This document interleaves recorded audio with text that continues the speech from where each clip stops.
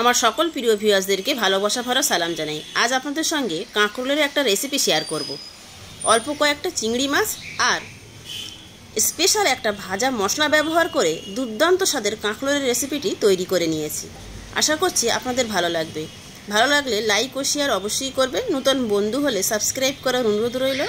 তাহলে আসুন রেসিপিটি দেখে নেওয়া যাক। প্রথমেই আমি এখানে 250 গ্রাম কাঁকরোল নিয়েছি, নিয়ে পরিষ্কার করে ধুয়ে নিয়েছি। প্রত্যেকটা কাঁকরোলের গায়ে যে কাঁটার অংশগুলো থাকে একটু চেষে ফেলে দিয়েছি, দিয়ে এভাবে একটু গোল গোল চাকা চাকা করে একটু মোটা মোটাভাবে কেটে নিয়েছি। আর কাঁকরোলগুলো যখন নেবেন একটু কচি দেখেই নেবেন, না তো একটু পাকা কাঁকরোল নিলে তখন বীজগুলো শক্ত হয়ে গেলে খেতে ভালো লাগবে না। আর একটা মিডিয়াম সাইজের আলু এইভাবে একটু মোটা মোটা করে চাকা চাকা করে কেটে নিয়েছি। আন্দাজ মতো লবণ আর হলুদ গুঁড়ো দিয়ে মেখে নেব।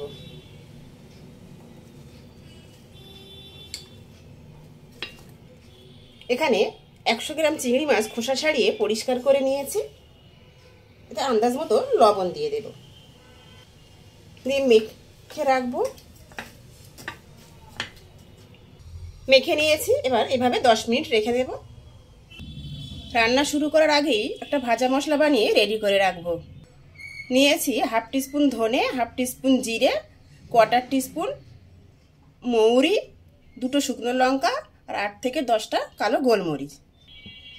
এবার অনবরত নাড়াচাড়া করে লো ফ্লেমে 2 থেকে 3 মিনিট একটু গরম করে নিতে হবে।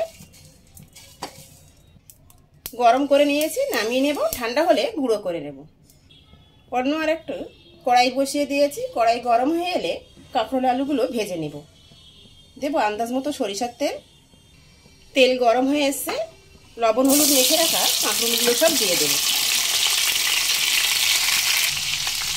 মিডিয়াম ফ্লেমে হালকা লালচে করে কাঁকরোল আলুগুলো ভেজে নেব।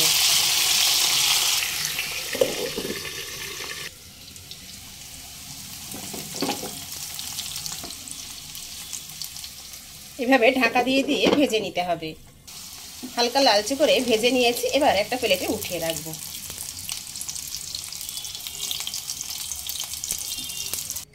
ওই একই তেলের মধ্যেই 2টো মিডিয়াম সাইজের পেঁয়াজ কুচিয়ে রেখেছিলাম দিয়ে দেব।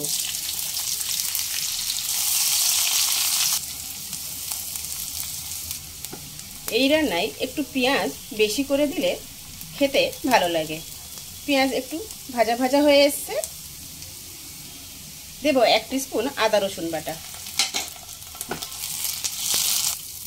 আদা রসুন পেস্ট দিয়ে আরও 1 থেকে 1.5 মিনিট একটু ভাজা ভাজা করে নিয়েছি লো ফ্লেমে। এবার আগে থেকে লবণ মেখে রাখা চিংড়ি মাছগুলো সব দিয়ে দেব। মিডিয়াম ফ্লেমে আরও 1-1.5 মিনিট একটু ভাজা হতে দেব চিংড়ি মাছগুলোকে। দেব আন্দাজ মতো লবণ। কালারের জন্য দিয়ে দেব 1/2 teaspoon Kashmiri red chilli powder আর 1/2 টিস্পুন হলুদ গুঁড়ো। যাতে মশলাটা না পুড়ে যায় তার জন্য দেব অল্প একটু জল, 1 টিস্পুন মতন জল দিয়ে দিব।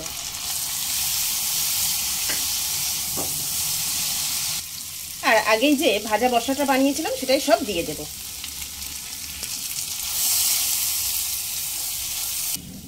দেব অল্প একটু জল।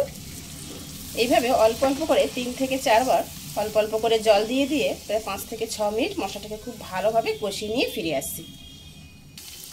সমস্ত মশলা খুব ভালোভাবে কষিয়ে নিয়েছি, মশলা থেকে তেল ছেড়ে এসছে।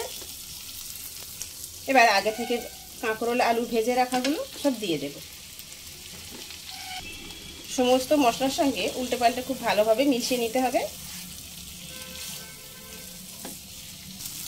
আরও মিনিট 2 অনবরত নাড়াচাড়া করতে করতে একটু কষিয়ে নিয়েছি। এবার অল্প করে হালকা গরম জল দিয়ে দেব।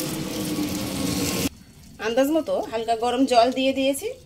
যেহেতু কাঁকরোল আলুগুলো আগে থেকেই ভেজে রাখা ছিল তাই এই পর্যায়ে খুব বেশি জলের প্রয়োজন হবে না। এবার লো মিডিয়ামের মাঝামাঝি রেখে গ্যাসের ফ্লেম ঢাকা দিয়ে রান্না। ফিরে এসছি প্রায় 6-7 মিনিট পর। দেব স্বাদ মতো কয়েক দানা চিনি আর একটা টমেটো লম্বা লম্বা করে ফালি করে নিয়েছি দিয়ে দেব, আর 2টো চেরা কাঁচা লঙ্কা। হালকা হাতে একটু নেড়ে দেব।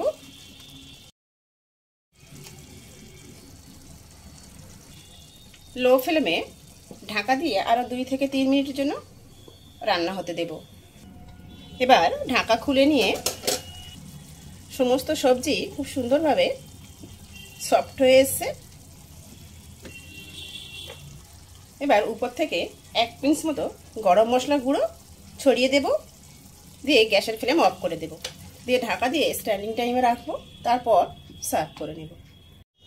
একটা সার্ভিং প্লেটে উঠিয়ে নিলাম। দেখে নিশ্চয়ই আন্দাজ করতে পারছেন কতটা মজার হবে।